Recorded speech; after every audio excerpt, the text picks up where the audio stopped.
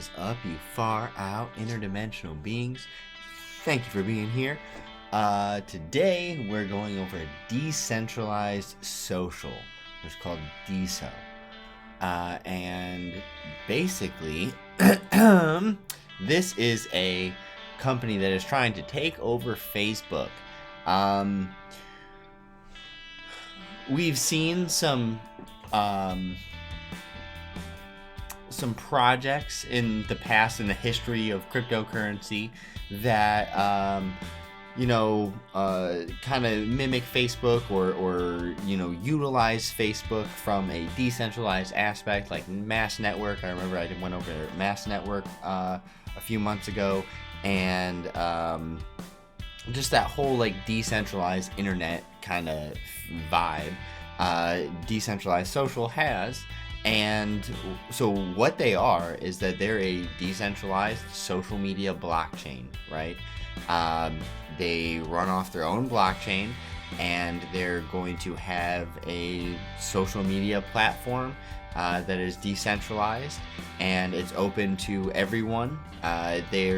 So one of the cool things about it is that they really open it up to the free market, which there's a few interviews on YouTube that you can watch on these guys, and they talk about Facebook being taken over by the free market, and that's a good way of putting their mission is trying to let the free market take over Facebook or replace Facebook. And I kind of like the way that they envision that for you, they put their vision out to you, explained it, and it was a good explanation. So this blockchain doesn't discriminate, but they have a free and open source backend. Developers will have an easier time with open source code making programs or software that will flag misinformation. It won't ever censor anybody. It won't ever take anyone down. But if someone says that it's going to blizzard in all 50 states for the next 20 years, there's going to be better software available to developers with an open source platform to just let you know that this is highly unlikely to be true, And then there's also the aspect of NSFW content, adult content, not being prohibited because it's on a decentralized blockchain. And they say that they have a lot of content creators already on there and already working with it. So this does seem to be something that could potentially catch on in the future. But let me go over a few more things real quick. So this is their all-time chart. It doesn't look great, and that's because it was an all-time high of 194-ish, and so now they're at 97. So they've dropped pretty much in half price since they've been around, which is they got listed on CoinMarketCap around June 16th. And so since then, they haven't been doing too well. However, a few things that I would warn you about is just, check them out as much as you can. Come up here, hit every single thing that you possibly can. Get involved in the community if it's something that you like. But also know that they have a self-reported market cap of $1 billion. It's very possible that this is accurate. It's very possible that it is inaccurate. Their self-reported market cap, along with their self-reported circulating supply and their max supply, you just want to take all that into account before figuring out the best time for you to buy in. The reason I make content is not to tell you, hey, go buy this, hey, go buy that. The reason I make this content is to show you what piques my interest. There's some mechanics in it that make it good or bad to buy at a certain time. Is this a good price point for you is what you want to figure out. And that is just one part of the content, is just, trying to give my opinion on that, but also to show you what it's really about and how exciting it can be. I know I've covered crypto and agriculture before, and they were some trash companies. I wasn't covering it because I was like, go out and buy this will change your life, this will moon. No, I'm just showing the inspiring aspects of cryptocurrency, and if a project seems to have, to hold some weight, then it might make sense to make some money on it if you can. But this one, I'm definitely gonna wait on. I'm gonna see, where it's going, because, this is just interesting.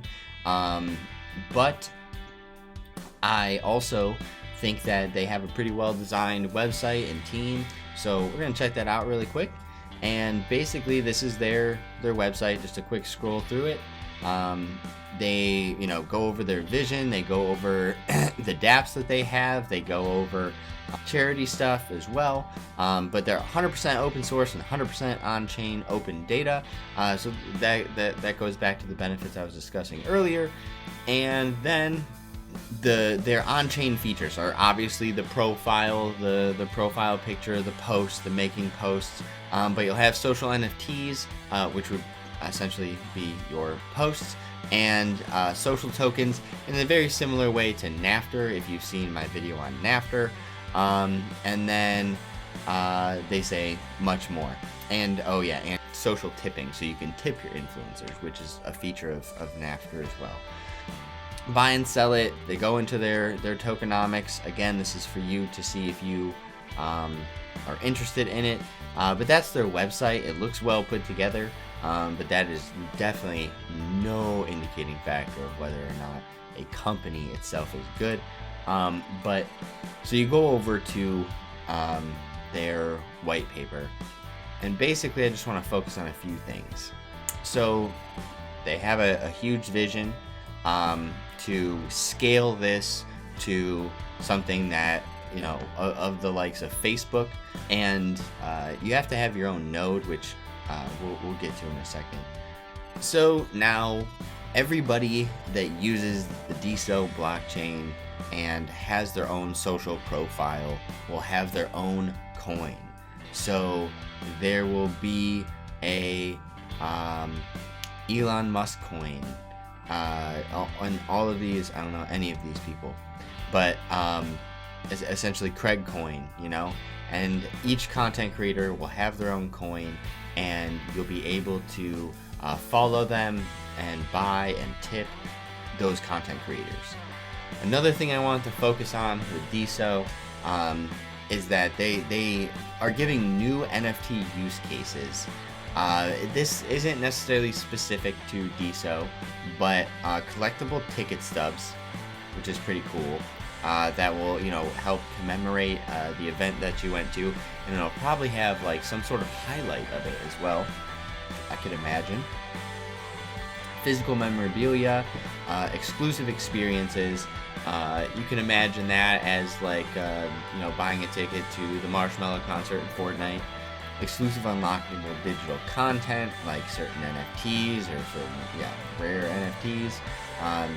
Exclusive chat groups, interactive content, counterfeit proof Rolexes, Chanel handbags. So they will use this to authenticate physical objects, digital trading cards, fine art, the future of charity, and owning a piece of history, which that is, something similar. So that is like, that dude that sold his Twitter post for like hundreds of thousands of dollars or some shit. So that's what that is. And then you can basically just, look at what is social tipping if you're not sure, proof of stake, their roadmap and how they plan to scale to a wider audience, and what it takes to run a node. So I can kind of cancel this one out. Running a node helps you expose your own view of the fire hose of content. So they're saying they're gonna blast you with a bunch of content, and you'll be able to essentially choose what you see.